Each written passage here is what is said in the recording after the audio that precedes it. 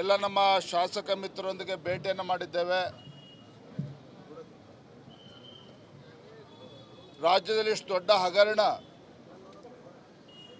ST development corporation ಪರಿಶಿಷ್ಟ ಪಂಗಡಗಳ ವಾಲ್ಮೀಕಿ ಸಮಾಜಕ್ಕೆ ಮೀಸಲಿಟ್ಟಿರ್ತಕ್ಕಂಥ ಅಭಿವೃದ್ಧಿಗೆ ಮೀಸಲಿಟ್ಟಿರ್ತಕ್ಕಂಥ ಇಷ್ಟು ದೊಡ್ಡ ಮೊತ್ತದ ಹಣ ಇವತ್ತು ಹೈದರಾಬಾದ್ನಲ್ಲಿ 18ಕ್ಕೂ ಹೆಚ್ಚು ಫೇಕ್ ಅಕೌಂಟ್ಸ್ಗಳನ್ನು ತೆರೆದು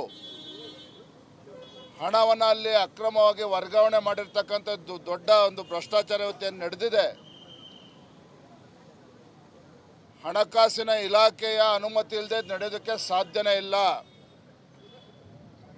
ಹಾಗಾಗಿ ಮಾನ್ಯ ರಾಜ್ಯಪಾಲರನ್ನ ಒತ್ತಾಯ ನಾವು ಹೇಳಿದ್ದೇವೆ.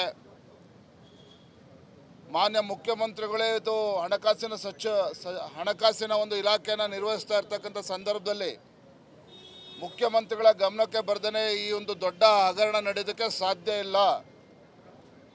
ಹಾಗಾಗಿ ಕೇವಲ ಸಚಿವರ ರಾಜೀನಾಮೆ ಪಡೆದುಕೊಂಡ್ರೆ ಇದಕ್ಕೆ ನ್ಯಾಯ ಸಿಗೋದಿಲ್ಲ.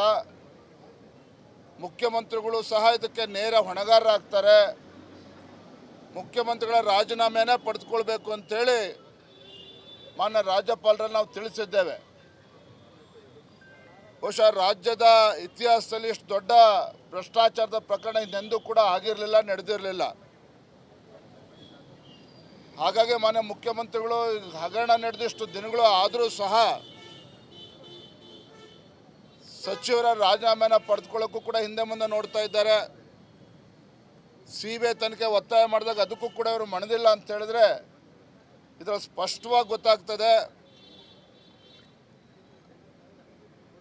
ಹಣಕಾಸಿನ ಇಲಾಖೆ ಹಾಗೂ ಹಣಕಾಸಿನ ಇಲಾಖೆನ ಹೊತ್ತಿರ್ತಕ್ಕಂಥ ಮಾನ್ಯ ಮುಖ್ಯಮಂತ್ರಿಗಳು ಸಿದ್ದರಾಮಯ್ಯನವರು ಅವರ ಗಮನಕ್ಕೆ ಬರದನೆಷ್ಟು ದೊಡ್ಡ ಹಗರಣ ಆಗೋದಕ್ಕೆ ಸಾಧ್ಯನೇ. ನಡಿ ಈಗ ಶುರು ಮಾಡೋಣ.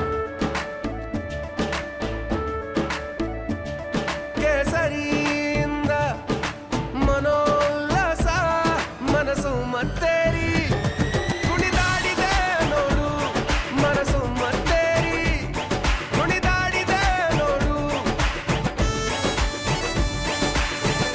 ಕ್ಷಣ ಕ್ಷಣವೂ ಆಚರಿಸಿ ಕೇಸರಿ ಹಬ್ಬ. ವಿಮಲ್ ಬಾಯಲ್ಲಿ ಹೇಳಿ ಕೇಸರಿ ಇಲ್ಲ. ಹಾಗಾಗಿ ಸಚಿವರ ಜೊತೆಲಿ ಮಾನ್ಯ ಮುಖ್ಯಮಂತ್ರಿಗಳ ರಾಜೀನಾಮೆಯನ್ನು ಕೂಡ ಪಡೆದುಕೊಳ್ಬೇಕು ಅಂತೇಳಿ ಮಾನ್ಯ ರಾಜ್ಯಪಾಲರು ನಾವು ಅವ್ರ ಗಮನಕ್ಕೆ ತರ್ತಕ್ಕಂಥ ಕೆಲಸ ನಾವು ಮಾಡಿದ್ದೇವೆ. ಮತ್ತು ಈ ವಿಚಾರ ನಾವು ಇಲ್ಲಿಗೆ ಕೈ ಬಿಡ್ತಕ್ಕಂಥ ಪ್ರಶ್ನೆ ಇಲ್ಲ. ಮುಂದಿನ ದಿನಗಳಲ್ಲಿ ರಾಜ್ಯ ವ್ಯಾಪ್ತಿ ಹೋರಾಟವನ್ನು ಕೈಗೆತ್ತಿಕೊಳ್ತೇವೆ. ರಾಜ್ಯ ವ್ಯಾಪ್ತಿ ಹೋರಾಟಗಳನ್ನು ಮಾಡ್ತೇವೆ ನಾವು ಮುಂದಿನ ದಿನಗಳಲ್ಲಿ.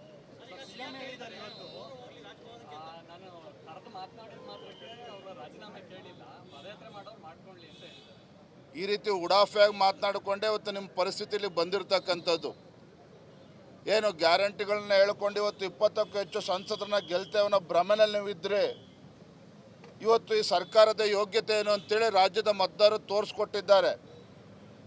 ಇವತ್ತು ಪರಿಶಿಷ್ಟ ಪಂಗಡಗಳಿಗೆ ಇವತ್ತು ವಾಲ್ಮೀಕಿ ಅಭಿವೃದ್ಧಿ ನಿಗಮ ಪರಿಶಿಷ್ಟ ಪಂಗಡಗಳ ಜನರ ಅಭಿವೃದ್ಧಿಗೆ ಮೀಸಲಿಟ್ಟಿರ್ತಕ್ಕಂಥ ಹಣ ಇವತ್ತು ಅವ್ಯವಹಾರ ಆಗಿದೆ, ಅಕ್ರಮ ಆಗಿದೆ.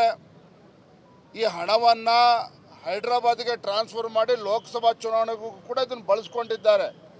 ಹಾಗಾಗಿ ಸಣ್ಣ ವಿಚಾರ ಅಂತೇಳಿ ತಾವು ಭಾವಿಸಬಾರ್ದು. ಈ ರೀತಿ ಮುಖ್ಯಮಂತ್ರಿಗಳು ಏನು ಉದ್ದಟತನದಿಂದ ನಡ್ಕೊಳ್ತಾ ಇದ್ದಾರೆ. ಇವತ್ತು ನಾವಿಲ್ಲಿ ಅಧಿಕೃತ ವಿರೋಧ ಪಕ್ಷ ಕಣ್ಮುಚ್ಕೊಂಡು ಕೂರ್ತಕ್ಕಂಥ ಪ್ರಶ್ನೆನೇ ಇಲ್ಲ. ನೀವು ಮುಖ್ಯಮಂತ್ರಿಗಳಾಗಿ ನೀವು ಉತ್ತರನ ಕೊಡಬೇಕಾಗ್ತದೆ. ಈ ರೀತಿ ಹಾರಿಕೆ ಉತ್ತರಗಳನ್ನು ಕೊಡ್ಕೊಂಡು ಈ ರೀತಿ ಆನೆ ನಡೆದಿದ್ದ ದಾರಿ ಅನ್ನೋ ರೀತಿಯಲ್ಲಿ ತಮ್ಮ ವರ್ತನೆ ಏನಿದೆ ಇದು ಖಂಡಿತ ನಾವು ಖಂಡಿಸ್ತೇವೆ. ಇದನ್ನು ಇಲ್ಲಿಗೆ ಬಿಡ್ತಕ್ಕಂಥ ಪ್ರಶ್ನೆ ಉದ್ಭವ ಆಗೋದಿಲ್ಲ. ಇದು